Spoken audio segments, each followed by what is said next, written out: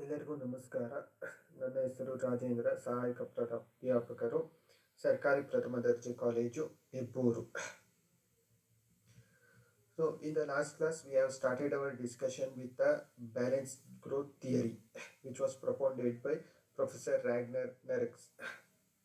So, here balanced growth refers to simultaneous and harmonious development of the different sectors of the economy. So we have discussed regarding the meaning of balanced growth. Then we have also discussed regarding vicious circle of the poverty. Here vicious circle refers to a condition where the reason and the effects are same. A vicious circle of poverty means poverty is the reason and the effect of its own self. This vicious circle of poverty operates on both demand side and supply side. Then we have also discussed the methods to break the vicious circle of poverty. So this vicious circle of poverty can be broken by simultaneous investment in different kind of industries. So as a result, market will expand because of the complementarity. ಹಿಂದಿನ ತರಗತಿಯಲ್ಲಿ ನಾವು ಸಮತೋಲನ ಬೆಳವಣಿಗೆ ಅಂದ್ರೆ ಏನು ಅನ್ನೋದ್ರ ಬಗ್ಗೆ ನಾವಲ್ಲಿ ಡಿಸ್ಕಷನ್ ಮಾಡಿದ್ವಿ. ಸಮತೋಲನ ಬೆಳವಣಿಗೆ ಅಂದರೆ ಕೈಗಾರಿಕೆ ಆರ್ಥಿಕತೆಯ ಎಲ್ಲಾ ಕೈಗಾರಿಕೆಗಳ ಏಕಕಾಲಿಕ ಮತ್ತು ಸುಮಧುರವಾದಂತ ಅಭಿವೃದ್ಧಿಯನ್ನೇ ಸಮತೋಲನ ಬೆಳವಣಿಗೆ ಅಂತ ರ್ಯಾಗ್ನರ್ ನರ್ಕ್ಸ್ ಅವರು ಕರೆದಿದ್ದಾರೆ. ಅದಾದ ನಂತರ ನಾವು ಬಡತನದ ವಿಷವರ್ತುಲದ ಬಗ್ಗೆ ನಾವು ಡಿಸ್ಕಷನ್ ಮಾಡಿದ್ವಿ. ಸೊ ವಿಷವರ್ತುಲ ಅಂದ್ರೆ ಒಂದು ವಿಷಯಕ್ಕೆ ಕಾರಣ ಮತ್ತೆ ಪರಿಣಾಮ ಎರಡೂ ಕೂಡ ಒಂದೇ ಆಗಿರುವಂತದ್ದು. ಸೊ ಬಡತನದ ವಿಷವರ್ತುಲ ಅಂದ್ರೆ ಬಡತಕ್ಕೆ ಕಾರಣನೂ ಬಡತನನೇ ಆಗಿರುತ್ತೆ, ಮತ್ತೆ ಬಡತನದ ಪರಿಣಾಮವೂ ಕೂಡ ಬಡತನನೇ ಆಗಿರುವಂತದ್ದು. ಮತ್ತೆ ಈ ಬಡತನ ವಿಷವರ್ತುಲ ಬೇಡಿಕೆಯ ಭಾಗದಲ್ಲಿ ಮತ್ತೆ ಪೂರೈಕೆಯ ಭಾಗ ಎರಡೂ ಭಾಗದಲ್ಲೂ ಕೂಡ ಕಾರ್ಯಾಚರಣೆ ಆಗುವಂಥದ್ದು. ಮತ್ತೆ ಇದನ್ನ ಏಕಕಾಲಿಕವಾದಂತಹ ಹೂಡಿಕೆ ಮೂಲಕ ಹಲವಾರು ಕೈಗಾರಿಕೆಗಳಲ್ಲಿ ಏಕಕಾಲಿಕವಾಗಿ ಮಾಡುವಂತಹ ಹೂಡಿಕೆ ಮುಖಾಂತರ ಈ ವಿಷವರ್ತುಲವನ್ನ ಮುರಿಬಹುದು. ಸೊ ಹಾಗೆ ಇಂದಿನ ತರಗತಿಯಲ್ಲಿ ಇದನ್ನ ಯಾವ ರೀತಿ ಬಡತನದ ವಿಷವರ್ತುಲ ಮುರಿಯಬಹುದು ಅನ್ನೋ ವಿಚಾರಕ್ಕೆ ಸಂಬಂಧಪಟ್ಟಿ ರಾಸೆನ್ಸ್ಟೀನ್ ಪ್ರೊಡೈನ್ ಅವರ ಚಪ್ಪಲಿ ಕೈಗಾರಿಕೆಯ ಒಂದು ಉದಾಹರಣೆಯನ್ನಾಗಿಯೂ ಕೂಡ ತಗೊಂಡಿರುವಂತದ್ದು. ಇನ್ನು ಇವತ್ತಿನ ತರಗತಿಯಲ್ಲಿ ನಾವು ಮಾರುಕಟ್ಟೆಯನ್ನ ಯಾವ ರೀತಿ ವಿಸ್ತರಣೆ ಮಾಡಬಹುದು ಮತ್ತು ಈ ಸಿದ್ಧಾಂತದ ಟೀಕೆಯನ್ನ ಕುರಿತು ಡಿಸ್ಕಷನ್ ಮಾಡೋಣ. So how the markets can be enlarge, ಮಾರುಕಟ್ಟೆಯನ್ನ ಯಾವ ರೀತಿ ವಿಸ್ತರಿಸಬಹುದು. ಸೊ ಮಾರುಕಟ್ಟೆಯನ್ನ ವಿಸ್ತರಿಸೋದಕ್ಕೆ ಇರುವಂತಹ ಒಂದಷ್ಟು ಅವಕಾಶಗಳಂದ್ರೆ ಬೆಲೆಯನ್ನ ಕಡಿಮೆ ಮಾಡುವಂಥದ್ದು, ಸರಕುಗಳ ಬೆಲೆಯನ್ನ ಕಡಿಮೆ ಮಾಡಬೇಕು ಅಥವಾ ಬೆಲೆಯನ್ನ ಸ್ಥಿರವಾಗಿಟ್ಟು ಜನರ ಒಂದು ಆದಾಯವನ್ನ ಹೆಚ್ಚಳಗೊಳಿಸೋದಕ್ಕೆ ಪ್ರಯತ್ನ ಪಡಬೇಕು. ಸೊ ಇದ್ರ ಮುಖಾಂತರ ಮಾರುಕಟ್ಟೆಯನ್ನ ವಿಸ್ತರಣೆ ಮಾಡಬೇಕು. ಅಂದ್ರೆ ಇವೆರಡು ಅಂಶಗಳು ಏನನ್ನ ಒಳಗೊಂಡಿದೆ ಅಂದ್ರೆ ಉತ್ಪಾದನಾ ಸಾಮರ್ಥ್ಯವನ್ನ ಹೆಚ್ಚಳಗೊಳಿಸುವಂಥದ್ದು. ನಾವಲ್ಲಿ ಸರಕಿನ ಒಂದು ಬೆಲೆಯನ್ನ ಕಡಿಮೆ ಮಾಡ್ತಿದೀವಿ ಅಂದ್ರೆ ಉತ್ಪಾದನಾ ಸಾಮರ್ಥ್ಯ ಹೆಚ್ಚಿರ್ಬೇಕು, ಮತ್ತೆ ಜನರ ಒಂದು ಕೊಂಡ್ಕೊಳ್ಳುವಂತ ಸಾಮರ್ಥ್ಯನೂ ಕೂಡ ಹೆಚ್ಚಾಗ್ಬೇಕು. ಜನರ ಕೊಂಡ್ಕೊಳ್ಳುವಂತ ಸಾಮರ್ಥ್ಯ ಹೆಚ್ಚಾಗ್ಬೇಕಂದ್ರೆ ಅವರ ನೈಜ ಆದಾಯವೂ ಕೂಡ ಹೆಚ್ಚಳ ಆಗ್ಬೇಕಾಗಿರುತ್ತೆ. ಆದ್ರೆ ಅನಭಿವೃದ್ಧ ರಾಷ್ಟ್ರಗಳಲ್ಲಿ ಏನಾಗಿರುತ್ತೆ ಅಂದ್ರೆ ವೆಚ್ಚವನ್ನ ತಗ್ಗಿಸುವಷ್ಟು ಮಾರುಕಟ್ಟೆ ದೊಡ್ಡದಾಗಿ ಇರೋದಿಲ್ಲ, ಮತ್ತೆ ಒಂದು ಬೇಡಿಕೆ ಏನಿರುತ್ತೆ ಗ್ರಾಹಕರ ಬೇಡಿಕೆಯ ಸ್ಥಿತಿಸ್ಥಾಪಕತೆ ತುಂಬಾನೇ ಕಡಿಮೆ ಇರುತ್ತೆ. ಹಾಗಾಗಿ ಅನಭಿವೃದ್ಧ ರಾಷ್ಟ್ರಗಳಲ್ಲಿ ಮಾರುಕಟ್ಟೆಯನ್ನ ವಿಸ್ತರಣೆ ಮಾಡೋದಕ್ಕೆ ಕಷ್ಟ ಆಗುವಂಥದ್ದು. ದೊಡ್ಡ ಮಟ್ಟದಲ್ಲಿ ಉತ್ಪಾದನೆಯೂ ಕೂಡ ಮಾಡಕ್ ಸಾಧ್ಯ ಇಲ್ಲ, ಮತ್ತೆ ಬೇಡಿಕೆಯ ಸ್ಥಿತಿಸ್ಥಾಪಕತೆ ಕಡಿಮೆ ಇದೆ. ಸೊ ಇದಕ್ಕೆ ನರ್ಕ್ಸ್ ಅವರು ಸೂಚಿಸುವಂತ ಒಂದೇ ಒಂದು ಪರಿಹಾರ ಅಂದ್ರೆ ಹಲವಾರು ಕೈಗಾರಿಕೆಗಳಲ್ಲಿ ಏಕಕಾಲಿಕವಾಗಿ ಹೂಡಿಕೆಯನ್ನ ಮಾಡುವಂಥದ್ದು. So Nurkse, the suggestion given by Nurkse is synchronized application of capital to a wide range of industries. That means investment in different kind of industries simultaneously. ಏಕಕಾಲಿಕವಾಗಿ ಹಲವಾರು ಕೈಗಾರಿಕೆಗಳಲ್ಲಿ ಹೂಡಿಕೆಯನ್ನ ಮಾಡುವಂಥದ್ದು. ಯಾಕಂದ್ರೆ ಒಂದು ಕೈಗಾರಿಕೆ ಮತ್ತೊಂದು ಕೈಗಾರಿಕೆಗೆ ಪೂರಕವಾಗಿ ಕಾರ್ಯಾಚರಣೆಯನ್ನ ಮಾಡುವಂಥದ್ದು. ಒಂದು ಕೈಗಾರಿಕೆ ಮತ್ತೊಂದು ಕೈಗಾರಿಕೆಗೆ ಪೂರಕವಾಗಿರುತ್ತೆ, ಒಂದಕ್ಕೊಂದು ಸಪೋರ್ಟ್ ಮಾಡುತ್ತೆ. ಸೊ ಇದರಿಂದ ಮಾರುಕಟ್ಟೆಯನ್ನ ವಿಸ್ತರಣೆ ಮಾಡೋದಕ್ಕೆ ಅವಕಾಶ ಇರುತ್ತೆ. ಯಾಕಂದ್ರೆ ಒಂದು ಕೈಗಾರಿಕೆ ಮತ್ತೊಂದು ಕೈಗಾರಿಕೆ ಪೂರಕವಾಗಿರುತ್ತೆ. ಒಂದು ಕೈಗಾರಿಕೆ ಅಭಿವೃದ್ಧಿ ಆದ್ರೆ ಅದು ಇನ್ನೊಂದು ಕೈಗಾರಿಕೆಗೆ ಅನುಕೂಲವನ್ನ ಮಾಡಿಕೊಡುವಂಥದ್ದು. ಉದಾಹರಣೆಗೆ ಒಂದು ಕೈಗಾರಿಕೆಯಲ್ಲಿ ಕೆಲಸ ಮಾಡುವಂತ ವ್ಯಕ್ತಿ ಮತ್ತೊಂದು ಕೈಗಾರಿಕೆಗೆ ಬೇಡಿಕೆಯನ್ನ ಸೃಷ್ಟಿ ಮಾಡ್ತಾನೆ. ಇದನ್ನ ರೋಸೆನ್ಸ್ಟೀನ್ ರೋಡನ್ ಅವರು ನೀಡಿದಂತ ಉದಾಹರಣೆಯಲ್ಲೂ ಕೂಡ ನಾವು ಗಮನಿಸಿದ್ದೀವಿ. ಸೊ ಚಪ್ಪಲಿ ಕೈಗಾರಿಕೆಯಲ್ಲಿ ಕೆಲಸ ಮಾಡುವಂತ ವ್ಯಕ್ತಿ ಮೊಬೈಲ್ ಕೈಗಾರಿಕೆ ಉತ್ಪನ್ನಕ್ಕೆ ಬೇಡಿಕೆಯನ್ನು ಸೃಷ್ಟಿ ಮಾಡ್ತಾನೆ. ಮೊಬೈಲ್ ಕೈಗಾರಿಕೆಯಲ್ಲಿ ಕೆಲಸ ಮಾಡುವಂತ ವ್ಯಕ್ತಿ ಬಟ್ಟೆ ಉದ್ಯಮಕ್ಕೆ ಬೇಡಿಕೆಯನ್ನ ಸೃಷ್ಟಿ ಮಾಡ್ತಾರೆ. ಸೊ ಈ ರೀತಿ ಒಂದಕ್ಕೊಂದು ಪೂರಕವಾಗಿರೋದ್ರಿಂದ ಮಾರುಕಟ್ಟೆಯನ್ನ ವಿಸ್ತರಣೆ ಮಾಡಬಹುದಾಗಿರುತ್ತೆ. ಸೊ ಹಲವಾರು ಕೈಗಾರಿಕೆಗಳಲ್ಲಿ ಏಕಕಾಲಿಕವಾದಂತಹ ಹೂಡಿಕೆ ಮಾಡುವಂತದ್ನೇ ಸಮತೋಲನ ಬೆಳವಣಿಗೆ ಅಂತ ರ್ಯಾಗ್ನರ್ ನರ್ಕ್ಸ್ ಅವರು ಕರೆದಿರುವಂತದ್ದು. So wave of capital investment or investment of capital in different industries simultaneously is called as balanced growth by Ragnar Nerks.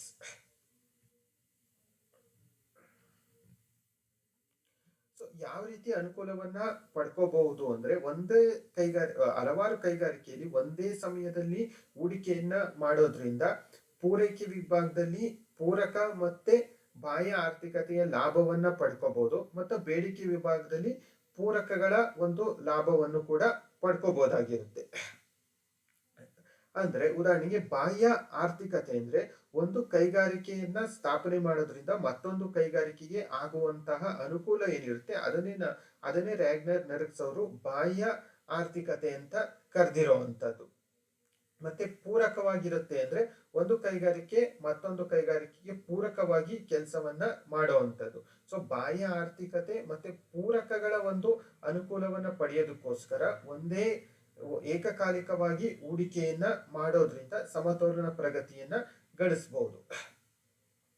ಮತ್ತೆ ಹಾಗೆ ನರ್ಕ್ಸ್ ಅವರು ಇನ್ನೊಂದು ವಿಷಯ ಹೇಳ್ತಿದ್ದಾರೆ ಅಂದ್ರೆ ಸಾಮಾಜಿಕ ಮತ್ತೆ ಆರ್ಥಿಕ ಮೂಲ ಸೌಲಭ್ಯಗಳನ್ನ ಒದಗಿಸ್ಬೇಕು, ಇದರಿಂದ ಬೇಡಿಕೆ ಹೆಚ್ಚಳಗೊಳಿಸಬಹುದು ಅಂತ ಅವರು ಅಭಿಪ್ರಾಯವನ್ನ ವ್ಯಕ್ತಪಡಿಸಿರುವಂತದ್ದು. ಸೊ ಹಲವಾರು ಕೈಗಾರಿಕೆಯಲ್ಲಿ ಬೇಡಿಕೆಯನ್ನು ಸೃಷ್ಟಿ ಮಾಡೋದಕ್ಕೆ ಮೂಲಭೂತ ಸೌಕರ್ಯಗಳಾಗಿರುವಂತ ರಸ್ತೆ ಸಂಪರ್ಕ ಆಗಿರ್ಬಹುದು ಅಥವಾ ವಿದ್ಯುತ್ ಉತ್ಪಾದನೆ ಆಗಿರ್ಬಹುದು. ಸೊ ಈ ರೀತಿ ಸಾಮಾಜಿಕ ಮತ್ತೆ ಆರ್ಥಿಕ ಸೌಲಭ್ಯಗಳನ್ನ ಒದಗಿಸ್ಬೇಕಂತ ನರ್ಸ್ ಅವರು ಇಲ್ಲಿ ತಮ್ಮ ಅಭಿಪ್ರಾಯವನ್ನ ವ್ಯಕ್ತಪಡಿಸಿರುವಂತದ್ದು. Social and economic overhead facilities should be created. This will stimulate the demand and helpful for the development of helpful to support the various sectors of the economy. ಹಾಗಾಗಿ ಮೂಲಭೂತ ಸೌಕರ್ಯಗಳು ಅಸ್ತಿತ್ವದಲ್ಲಿದ್ದಾಗ ಅದು ಎಲ್ಲಾ ಕೈಗಾರಿಕೆಗಳ ಒಂದು ಅಭಿವೃದ್ಧಿಗೆ ಅನುಕೂಲ ಆಗುವಂತದ್ದು. Along with this, NERCS also emphasizing on the balance between different sectors of the economy. There should be a balance among different sectors of the economy because both are complementary to each other. Here, yes, said that both agriculture and industry, they are complementary to each other. So the investment there should be a balanced investment between these two sectors. ಅಂದ್ರೆ ಆರ್ಥಿಕತೆಯಲ್ಲಿ ಕೃಷಿ ಮತ್ತೆ ಕೈಗಾರಿಕೆ ಒಂದಕ್ಕೊಂದು ಪೂರಕವಾಗಿದೆ. So ಪೂರಕವಾಗಿ ಇರುವಂತಹ ಒಂದು ಕಾರಣಕ್ಕೆ ಆ ಎರಡು ವಲಯಗಳ ನಡುವೆ ಸಮತೋಲನವಾದಂತಹ ಹೂಡಿಕೆಯನ್ನ ಕೈಗೊಳ್ಬೇಕಾಗಿರುತ್ತೆ. ಮತ್ತೆ ಕೃಷಿ ಮತ್ತೆ ಕೈಗಾರಿಕೆ ಹೇಗೆ ಒಂದಕ್ಕೊಂದು ಪೂರಕವಾಗಿದೆ ಅಂತ ಗಮನಿಸಿದ್ರೆ ಕೃಷಿಯಲ್ಲಿ ಉತ್ಪಾದನೆ ಮಾಡಿರುವಂತ ಸರಕುಗಳು ಏನಿರುತ್ತೆ ಅದು ಕೈಗಾರಿಕೆಯಲ್ಲಿ ಬಳಸಲ್ಪಡುತ್ತದೆ. ಈಗ ಉದಾಹರಣೆಗೆ ಫ್ಲಾರಿಕಲ್ಚರ್ ಪುಷ್ಪೋದ್ಯಮವನ್ನ ಪ್ರಾರಂಭ ಮಾಡಿರ್ತೇವೆ. ಸೊ ಆ ಪುಷ್ಪೋದ್ಯಮದಿಂದ ಏನಾಗುತ್ತೆ ಪರ್ಫ್ಯೂಮ್ ಇಂಡಸ್ಟ್ರಿಗೆ ಅನುಕೂಲ ಆಗುವಂಥದ್ದು. ಅಥವಾ ಎಣ್ಣೆ ತಯಾರಿಕಾ ಕೈಗಾರಿಕೆಗಳಿಗೆ ಬರುವಂತ ಕಚ್ಚಾ ಸರಕುಗಳೇನಿರುತ್ತೆ ಅದೆಲ್ಲದು ಕೂಡ ಕೃಷಿಯಿಂದನೇ ಲಭ್ಯ ಆಗುವಂಥದ್ದು. ಎಣ್ಣೆ ಕಾಳು, ಕಡಲೆ ಬೀಜ ಆಗಿರ್ಬೋದು, ಎಳ್ಳಾಗಿರ್ಬೋದು ಅಥವಾ ಅರಳೆ ಬೀಜ ಆಗಿರ್ಬೋದು, ಇವೆಲ್ಲವೂ ಕೂಡ ಕೃಷಿಯಿಂದ ಲಭ್ಯವಾಗುವಂತಹ ಉತ್ಪನ್ನಗಳು. ಸೊ ಇವನ್ನ ಕೈಗಾರಿಕೆಯಲ್ಲಿ ಬಳಕೆ ಮಾಡ್ತಾರೆ. ಎಣ್ಣೆ ತಯಾರಿಕಾ ಕೈಗಾರಿಕೆಯಲ್ಲಿ ಇವನ್ನ ಬಳಕೆ ಮಾಡ್ತಾರೆ. ಹಾಗಾಗಿ ಕೈಗಾರಿಕೆಯಲ್ಲಿ ಅವಶ್ಯಕವಾಗಿರುವಂತಹ ಎಷ್ಟೋ ವಸ್ತುಗಳು ಅಥವಾ ಎಷ್ಟೋ ಕಚ್ಚಾ ವಸ್ತುಗಳೇನಿರುತ್ತೆ ಅವೆಲ್ಲವೂ ಕೃಷಿಯಿಂದ ಬರುವಂಥದ್ದು. ಹಾಗೇನೆ ಕೈಗಾರಿಕೆಯಲ್ಲಿ ಉತ್ಪಾದನೆ ಆಗಿರುವಂತಹ ಸರಕುಗಳೇನಿರುತ್ತೆ ಅವೆಲ್ಲದಕ್ಕೆ ಕೃಷಿ ಅದಕ್ಕೆ ಬೇಡಿಕೆಯನ್ನು ಒದಗಿಸುವಂಥದ್ದು. ಉದಾಹರಣೆಗೆ ಟ್ರ್ಯಾಕ್ಟರ್ ಆಗಿರ್ಬೋದು, ಟಿಲ್ಲರ್ ಆಗಿರ್ಬೋದು, ರಸಗೊಬ್ಬರ ಆಗಿರ್ಬೋದು, ಇವೆಲ್ಲವನ್ನು ಕೈಗಾರಿಕೆಗಳಲ್ಲಿ ಉತ್ಪಾದನೆಯನ್ನು ಮಾಡ್ತಾರೆ. ಸೊ ಇವೆಲ್ಲವನ್ನ ಕೃಷಿಯಲ್ಲಿ ಬಳಕೆ ಮಾಡುವಂಥದ್ದು. So agriculture will provide market for the goods which are established by industries, and agriculture also supply raw materials to industries. As a result, both are complementary to each other. So there should be a balanced development of agriculture and industry. So this is called as balanced growth by Ragnar Nerks. ಕೃಷಿ ಮತ್ತೆ ಕೈಗಾರಿಕೆ ಒಂದಕ್ಕೊಂದು ಪೂರಕವಾಗಿದೆ. ಕೃಷಿ ಕೈಗಾರಿಕೆಗೆ ಕಚ್ಚಾ ವಸ್ತುಗಳನ್ನ ಪೂರೈಸುತ್ತೆ, ಮತ್ತೆ ಕೈಗಾರಿಕೆ ಹಲವಾರು ಸರಕುಗಳಿಗೆ ಕೃಷಿ ಬೇಡಿಕೆಯನ್ನು ಒದಗಿಸುತ್ತೆ. ಹಾಗಾಗಿ ಕೃಷಿ ಅಭಿವೃದ್ಧಿಯು ಮತ್ತೆ ಕೈಗಾರಿಕೆ ಅಭಿವೃದ್ಧಿ ಎರಡೂ ಕೂಡ ಸಮತೋಲಿತವಾದಂತ ಅಭಿವೃದ್ಧಿ ಉಂಟಾಗಬೇಕು. ಹಾಗಾಗಿ ಎರಡೂ ವಲಯಗಳಲ್ಲೂ ಸಮತೋಲಿತವಾದಂತ ಹೂಡಿಕೆಯನ್ನ ಕೈಗೊಳ್ಳಬೇಕು ಅನ್ನುವಂಥದ್ದು ರ್ಯಾಗ್ನರ್ ನರ್ಕ್ಸ್ ಅವರ ಅಭಿಪ್ರಾಯ ಆಗಿರುವಂಥದ್ದು. ಅದೇ ರೀತಿ ಡೊಮೆಸ್ಟಿಕ್ ಸೆಕ್ಟರ್ ಮತ್ತೆ ಫಾರಿನ್ ಸೆಕ್ಟರ್, ದೇಶೀಯ ಉತ್ಪಾದನೆ ಮತ್ತೆ ದೇಶೀಯ ವಲಯ ಮತ್ತು ವಿದೇಶಿ ವಲಯ, ಸೊ ಎರಡರಲ್ಲೂ ಕೂಡ ಸಮತೋಲನ ಅನ್ನುವಂಥದ್ದು ಇರಬೇಕಾಗಿರುತ್ತೆ. ದೇಶದ ಒಳಗಡೆ ನಡೆಯುವಂತ ವ್ಯಾಪಾರ ಅಥವಾ ದೇಶದಲ್ಲಿ ನಡೆಯುವಂತ ಉತ್ಪಾದನೆ ಮತ್ತೆ ಅದನ್ನ ಬೇರೆ ದೇಶಕ್ಕೂ ಕೂಡ ಮಾರಾಟ ಮಾಡ್ತೀವಿ. ಸೊ ದೇಶೀಯ ವ್ಯಾಪಾರ ಮತ್ತೆ ವಿದೇಶಿ ವ್ಯಾಪಾರ, ಸೊ ಇವೆರಡರ ನಡುವೆನೂ ಕೂಡ ಒಂದು ಸಮತೋಲನ ಇರಬೇಕಾಗಿರುತ್ತೆ. There should be a balance between domestic sector and foreign sector also for the development of an economy. And Nerks also has given importance for the transport facilities, and he also advocates for the reduction in transport cost. Nerks ಅವರು ಸಾರಿಗೆ ವ್ಯವಸ್ಥೆಯನ್ನ ಅಭಿವೃದ್ಧಿ ಪಡಿಸೋದು ತುಂಬಾ ಮುಖ್ಯ ಅಂತ ಅವರು ತಮ್ಮ ಅಭಿಪ್ರಾಯ ವ್ಯಕ್ತಪಡಿಸಿದ್ದಾರೆ. ಮತ್ತೆ ಸಾರಿಗೆ ವೆಚ್ಚವನ್ನ ಕಡಿಮೆ ಮಾಡಬೇಕಾಗಿರುತ್ತೆ. ಮತ್ತೆ ಸುಂಕಕೂಟಗಳನ್ನ ರಚನೆ ಮಾಡ್ಕೋಬೇಕು. ಮತ್ತೆ ಹಲವಾರು ದೇಶಗಳು ತಮ್ಮ ನಡುವೆ ಇರುವಂತ ಸುಂಕಗಳ ಏನಿರುತ್ತೆ, ರಫ್ತು ಅಥವಾ ಆಮದುಗಳಿಗೆ ಸುಂಕವನ್ನ ವಿಧಿಸುವಂಥದ್ದು, ಆ ಸುಂಕಗಳ ನಿರ್ಬಂಧವನ್ನ ತೆಗೆದಾಕ್ಬೇಕು. ಮತ್ತೆ ಸುಂಕಕೂಟವನ್ನ ರಚನೆ ಮಾಡ್ಬೇಕು. ಸುಂಕಕೂಟವನ್ನ ರಚನೆ ಮಾಡ್ಕೊಂಡಾಗ ಏನಾಗುತ್ತೆ, ಯಾವ ರಾಷ್ಟ್ರಗಳು ಸುಂಕಕೂಟದಲ್ಲಿ ಪಾಲ್ಗೊಂಡಿರ್ತಾವೋ ಅವುಗಳ ನಡುವೆ ವ್ಯಾಪಾರ ಉಂಟಾದಾಗ ಯಾವುದೇ ರೀತಿ ಸುಂಕವನ್ನ ವಿಧಿಸೋದಿಲ್ಲ. ಹಾಗಾಗಿ ಸುಂಕಕೂಟವನ್ನ ರಚನೆ ಮಾಡಬೇಕು. ಮತ್ತೆ ಸುಂಕಗಳ ಒಂದು ನಿರ್ಬಂಧಗಳೇನಿರುತ್ತೆ, ಸುಂಕಗಳನ್ನ ವಿಧಿಸೋ ಅಂತದ್ದು, ರಫ್ತು ಮತ್ತೆ ಆಮದು ಸರಕರ ಮೇಲೆ ಸುಂಕವನ್ನ ವಿಧಿಸೋದನ್ನ ತೆಗೆದುಹಾಕ್ಬೇಕು, ಸುಂಕವನ್ನ ವಿಧಿಸಬಾರದು ಅಂತ ನರ್ಕ್ಸ್ ಅವರು ಹೇಳ್ತಿದ್ದಾರೆ. So Nurkse is advocating for the removal of tariff barriers and he is also giving importance for the establishment of custom unions. ಹಾಗೇನೆ ದೇಶೀಯ ಉತ್ಪಾದನೆ ಹೆಚ್ಚಳ ಆದ್ರೆ ವಿದೇಶಿ ಮಾರುಕಟ್ಟೆಯಲ್ಲೂ ಕೂಡ ಅದನ್ನ ಮಾರಾಟ ಮಾಡೋದಕ್ಕೆ ಸಾಧ್ಯ ಆಗುತ್ತೆ. ಹಾಗಾಗಿ ದೇಶೀಯ ಉತ್ಪಾದನೆ ಮಾಡೋದ್ರಿಂದ ದೇಶೀಯ ವಲಯ ಮತ್ತೆ ವಿದೇಶಿ ವ್ಯಾಪಾರ ಎರಡೂ ಕೂಡ ವಿಸ್ತರಣೆ ಆಗುವಂತದ್ದು. ದೇಶೀಯ ಮಾರುಕಟ್ಟೆ ಮತ್ತೆ ವಿದೇಶಿ ಮಾರುಕಟ್ಟೆ ವಿಸ್ತರಣೆ ಆಗತ್ತೆ ಅಂತ ರ್ಯಾಗ್ನರ್ ನರ್ಕ್ಸ್ ಅವರು ತಮ್ಮ ಅಭಿಪ್ರಾಯವನ್ನ ವ್ಯಕ್ತಪಡಿಸಿರುವಂತದ್ದು. Now we shall discuss regarding the criticisms of the doctrine of balanced growth. ಸಮತೋಲನ ಬೆಳವಣಿಗೆ ಸಿದ್ಧಾಂತದ ಟೀಕೆಗಳ ಬಗ್ಗೆ ನಾವಿಲ್ಲಿ ಡಿಸ್ಕಷನ್ ಮಾಡೋಣ. So first one is rise in cost, ವೆಚ್ಚದಲ್ಲಿ ಏರಿಕೆ. ಉದಾಹರಣೆಗೆ ಏಕಕಾಲದಲ್ಲಿ ಹಲವಾರು ಕೈಗಾರಿಕೆಗಳಲ್ಲಿ ಹೂಡಿಕೆ ಮಾಡಿದಾಗ ಏನಾಗುತ್ತೆ, ಸಾಕಷ್ಟು ಸಂಪನ್ಮೂಲಗಳ ಒಂದು ಅವಶ್ಯಕತೆ ಇರುತ್ತೆ. ಸೊ ವಿದ್ಯುತ್ ತುಂಬಾನೇ ಅವಶ್ಯಕವಾಗಿ ಬೇಕಾಗಿರುತ್ತೆ, ಸ್ಕಿಲ್ಡ್ ಇರುವಂತ ಕೌಶಲ್ಯ ಹೊಂದಿರೋ ಅಂತ ಶ್ರಮಿಕರು ಅವಶ್ಯಕವಾಗಿ ಬೇಕಾಗುತ್ತೆ. ಹಾಗಾದಾಗ ಏಕಕಾಲದಲ್ಲಿ ಹೂಡಿಕೆ ಮಾಡಿದಾಗ ವೆಚ್ಚಗಳು ಹೆಚ್ಚಳ ಆಗ್ತಾ ಹೋಗುತ್ತೆ. ಎರಡನೇ ಅಂಶ, no attention to reducing cost. ವೆಚ್ಚವನ್ನ ಕಡಿಮೆ ಮಾಡೋದಕ್ಕೆ ಯಾವುದೇ ರೀತಿಯಾದಂತ ಸಲಹೆಗಳನ್ನ ನೀಡದಲೇ ಇರೋವಂಥದ್ದು. ಯಾಕಂದ್ರೆ ಏಕಕಾಲದಲ್ಲಿ ಹೂಡಿಕೆ ಮಾಡಿದಾಗ ಹಲವಾರು ಉತ್ಪಾದನಾಂಗಗಳ ಅವಶ್ಯಕತೆ ಬೇಕಾಗುತ್ತೆ. ಸೊ ಅವುಗಳ ಕೊರತೆ ಇರೋದ್ರಿಂದ ಅವುಗಳ ವೆಚ್ಚವೂ ಕೂಡ ಏರಿಕೆ ಆಗ್ತಾ ಇರುತ್ತೆ. ಸೊ ಆದ್ರೆ ವೆಚ್ಚವನ್ನ ಯಾವ ರೀತಿ ಕಡಿಮೆ ಮಾಡೋದು ಅನ್ನೋದ್ರ ಬಗ್ಗೆ ನರ್ಕ್ಸ್ ಅವರು ಯಾವುದೇ ಸಲಹೆ ಸೂಚನೆಗಳನ್ನ ನೀಡಿಲ್ಲ.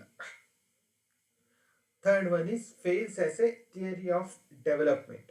ಇಲ್ಲಿ ಅಭಿವೃದ್ಧಿ ಅಂದ್ರೆ ಒಂದು ರೀತಿಯಾದಂತ ಆರ್ಥಿಕತೆಯಿಂದ ಮತ್ತೊಂದು ಸುಸಜ್ಜಿತವಾದಂತ ಆರ್ಥಿಕತೆಗೆ ಬದಲಾವಣೆಯನ್ನ ಹೊಂದುವಂತದ್ದನ್ನ ಅಭಿವೃದ್ಧಿ ಅಂತ ಕರೆಯುವಂಥದ್ದು. ಆದ್ರೆ ನರ್ಕ್ಸ್ ಅವರು ಇಲ್ಲಿ ಏನನ್ನ ತಿಳಿಸ್ತಿದ್ದಾರೆ ಅಂದ್ರೆ, ಸಾಂಪ್ರದಾಯಿಕ ವಲಯದ ಮೇಲೆ ಕೇವಲ ಕೈಗಾರಿಕಾ ವಲಯದ ಒಂದು ಹೇಳಿಕೆಯನ್ನ ಮಾತ್ರ ತಿಳಿಸ್ತಾ ಇದ್ದಾರೆ ಹೊರತು ಒಂದು ಆರ್ಥಿಕತೆಯಿಂದ ಮತ್ತೊಂದು ಆರ್ಥಿಕತೆಗೆ ಬದಲಾವಣೆ ಆಗೋದ್ರ ವಿಷಯವಾಗಿ ಅಲ್ಲಿ ಯಾವುದೇ ವಿಚಾರವನ್ನ ತಿಳಿಸಿಲ್ಲ. ನಾಲ್ಕನೇದು, beyond the capabilities of underdeveloped countries. So ಅನಭಿವೃದ್ಧಿ ರಾಷ್ಟ್ರಗಳ ಸಾಮರ್ಥ್ಯಕ್ಕೆ ಮೀರಿರುವಂಥದ್ದು. ಸೊ ಅನಭಿವೃದ್ಧಿ ರಾಷ್ಟ್ರಗಳಲ್ಲಿ ಏನಾಗುತ್ತೆ, ಕೌಶಲ್ಯವನ್ನ ಹೊಂದಿರುವಂತ ಶ್ರಮಿಕರು ಮತ್ತೆ ಉದ್ಯಮಶೀಲರ ಒಂದು ಕೊರತೆ ಇರುತ್ತೆ. ಆದ್ರೆ ಈ ಒಂದು ಸಿದ್ಧಾಂತ ಏನನ್ನ ಭಾವಿಸ್ತಾ ಇದೆ ಅಂದ್ರೆ ಏಕಕಾಲದಲ್ಲಿ ಹೂಡಿಕೆಯನ್ನ ಮಾಡಿದಾಗ ಅದನ್ನ ಸರಿಯಾದ ರೀತಿ ನಿರ್ವಹಣೆ ಮಾಡುವಂತಹ ಉದ್ಯಮಿಗಳು ಮತ್ತೆ ಆ ಸರಿಯಾದ ರೀತಿ ನಿರ್ವಹಣೆ ಮಾಡುವಂತಹ ಉದ್ಯಮಿಗಳು ಮತ್ತೆ ಕೌಶಲ್ಯವನ್ನು ಹೊಂದಿರುವಂತ ಶ್ರಮಿಕರು ಇದ್ದಕ್ಕಿದ್ದಾಗೆ ಉದ್ಭವ ಆಗ್ತಾರೆ ಅನ್ನೋಂತ ಒಂದು ಕಲ್ಪನೆಯನ್ನ ಹೊಂದಿದೆ. ಸೊ ಆದ್ರೆ ಅದು ಸಾಧ್ಯ ಇಲ್ಲ. ಸೊ ಸೈಮಲ್ಟೇನಿಯಸ್ ಇನ್ವೆಸ್ಟ್ಮೆಂಟ್, ಏಕಕಾಲದಲ್ಲಿ ಹೂಡಿಕೆಯನ್ನ ಮಾಡಿದ್ರೂ ಸಹ ಅದನ್ನ ಸರಿಯಾದ ರೀತಿ ನಿರ್ವಹಿಸುವಂತಹ ಉದ್ಯಮಶೀಲ ವ್ಯಕ್ತಿಗಳು ಮತ್ತೆ ಕೌಶಲ್ಯ ಭರಿತವಾದಂತ ವ್ಯಕ್ತಿಗಳ ಒಂದು ಕೊರತೆ ಇರೋವಂಥದ್ದು ಈ ಸಿದ್ಧಾಂತದ ಒಂದು ಪ್ರಮುಖ ಟೀಕೆ ಆಗಿರುವಂತದ್ದು. ಸೊ ಕೌಶಲ್ಯ ಭರಿತ ಶ್ರಮ ಇರೋದಿಲ್ಲ ಮತ್ತೆ ಉದ್ಯಮಶೀಲ ವ್ಯಕ್ತಿಗಳು ಕೊರತೆ ಇರುತ್ತೆ. ಸೊ ಇದರಿಂದ ಅಭಿವೃದ್ಧಿಯನ್ನು ಸಾಧಿಸೋದಕ್ಕೆ ತುಂಬಾನೇ ಕಷ್ಟ ಆಗುವಂತದ್ದು. ಐದನೇದು ಶಾರ್ಟೇಜ್ ಆಫ್ ರಿಸೋರ್ಸಸ್.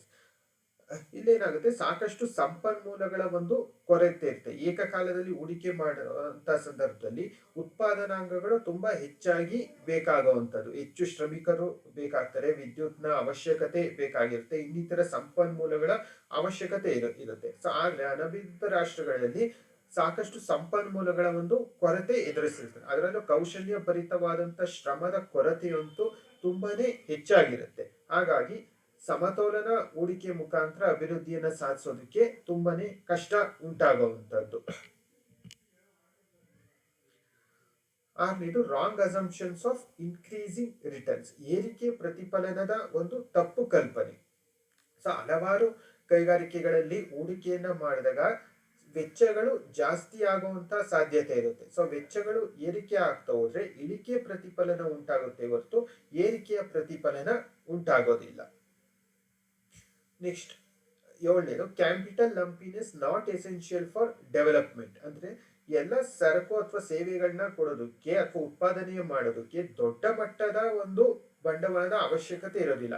ಸೊ ಹಲವಾರು ರಾಷ್ಟ್ರಗಳಲ್ಲಿ ಸಣ್ಣ ಮಟ್ಟದ ಒಂದು ಹೂಡಿಕೆಯ ಮುಖಾಂತರ ಸಾಕಷ್ಟು ಸರಕುಗಳ ಉತ್ಪಾದನೆ ಆಗಿರೋದನ್ನ ಗಮನಿಸಬಹುದಾಗಿರುತ್ತೆ. ಹಾಗಾಗಿ ಬೃಹತ್ ಮಟ್ಟದ ಒಂದು ಹೂಡಿಕೆಯ ಅವಶ್ಯಕತೆ ಇರೋದಿಲ್ಲ. ಕಡಿಮೆ ಹೂಡಿಕೆ ಮಾಡಿನೇ ಸರಕುಗಳ ಉತ್ಪಾದನೆಯನ್ನು ಕೂಡ ಮಾಡಿ ಅಭಿವೃದ್ಧಿಯನ್ನ ಸಾಧಿಸಬಹುದಾಗಿರುತ್ತೆ.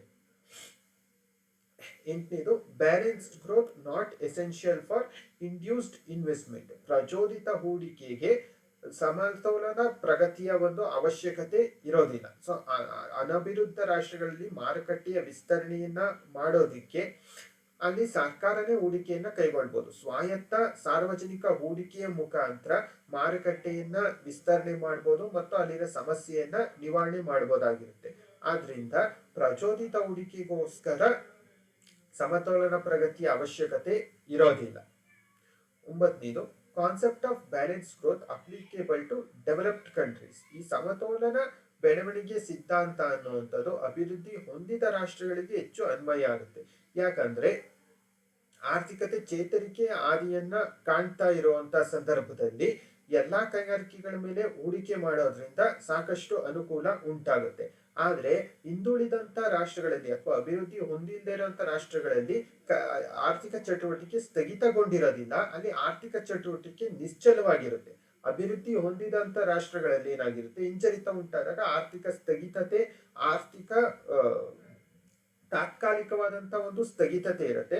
ಎಲ್ಲಾ ಕೈಗಾರಿಕೆಗಳಲ್ಲೂ ಹೂಡಿಕೆ ಮಾಡಿದಾಗ ಆ ತಾತ್ಕಾಲಿಕವಾದಂತ ಸ್ಥಗಿತತೆಯನ್ನ ನಿವಾರಣೆ ಮಾಡಬಹುದಾಗಿರುತ್ತೆ. ಆದರೆ ಹಿಂದುಳಿದ ರಾಷ್ಟ್ರಗಳಲ್ಲಿ ತಾತ್ಕಾಲಿಕ ಸ್ಥಗಿತತೆ ಅಲ್ಲ, ಆರ್ಥಿಕತೆ ತುಂಬಾನೇ ನಿಶ್ಚಲವಾಗಿರುತ್ತೆ. ಆ ನಿಶ್ಚಲವಾದಂತ ಆರ್ಥಿಕತೆಯಲ್ಲಿ ಸೈಮಲ್ಟೇನಿಯಸ್ ಇನ್ವೆಸ್ಟ್ಮೆಂಟ್, ಒಂದೇ ಸತಿ ಹೂಡಿಕೆಯನ್ನು ಮಾಡೋದ್ರಿಂದ ಯಾವುದೇ ಪ್ರಯೋಜನ ಉಂಟಾಗೋದಿಲ್ಲ. ಮತ್ತೆ ಕೊನೆಯ ಟೀಕೆ scarcities and bottlenecks encourage growth. So ಹಲವಾರು ಸತಿ ಸಮತೋಲನ ಹೂಡಿಕೆಯಿಂದ ಅಭಿವೃದ್ಧಿ ಉಂಟಾಗೋದಿಲ್ಲ, ಕೆಲವೊಂದ್ಸತಿ ಕೊರತೆಯ ಮುಖಾಂತರನು ಕೂಡ ಅಭಿವೃದ್ಧಿ ಉಂಟಾಗುವಂಥದ್ದು. ಯಾಕಂದ್ರೆ ಕೊರತೆ ಉಂಟಾದ್ರೆ ಹೊಸ ಆವಿಷ್ಕಾರಗಳಿಗೆ ಅದು ಪ್ರೇರೇಪಣೆಯನ್ನ ನೀಡುತ್ತೆ. ಸೊ ಆ ಪ್ರೇರೇಪಣೆಯಿಂದ ಅಭಿವೃದ್ಧಿ ಆಗೋದಕ್ಕೂ ಕೂಡ ಸಾಧ್ಯ ಇರುತ್ತೆ ಹೊರತು ಕೇವಲ ಸಮತೋಲನ ಹೂಡಿಕೆಯಿಂದ ಅಷ್ಟೇನೆ ಅಭಿವೃದ್ಧಿ ಆಗೋದಿಲ್ಲ.